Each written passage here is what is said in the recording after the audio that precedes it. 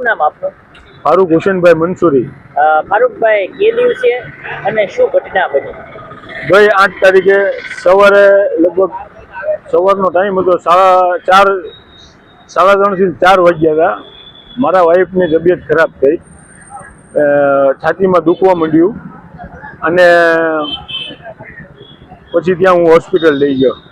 તો ત્યાં ડૉક્ટર પાસે ગયા એટલે ડૉક્ટરે વ્યવસ્થિત જોયું ને બીપી ચેક કર્યું તો 210 બીપી આવ્યું. બરોબર, 210 બીપી આવ્યું ને પછી મને એમ કીધું કે સામે ડાયાબિટીસ ચેક કરાવો અને ડાયાબિટીસ ચેક કર્યા પછી છાતીની પટ્ટી કઢાવો એવું કીધું. એટલે હું ત્યાં ગયો. બરોબર, એટલે અહીંયા કીધું મેં થોડા બ્રધર્સને મેં કીધું, ત્યાં હોય ને જે છોકરો હતો ચશ્માવાળો એને મેં કીધું. એટલે મેં એમ કીધું 2 જ મિનિટ આવે છે. તો હું ઊભો રહ્યો.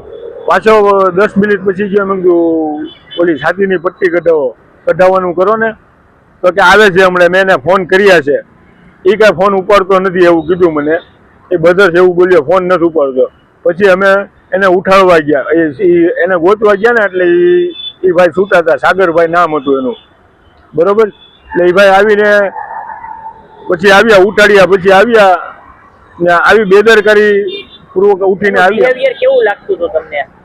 એના જોયા ઉપર તો એવું લાગતું હતું કે ભાઈ એનું બહુ ખરાબ હોય વર્તન. એ સ્ટાફનો વર્તન બહુ ખરાબ હોય ને એવું લાગ્યું મને. હવે તમારી ફરિયાદ કરી છે તમે? હા, મેં આરએમઓ સાહેબને લેખિતમાં ફરિયાદ આપેલી છે. અને ખાસ અપીલ શું કરવા માંગશો લોકોને તમે?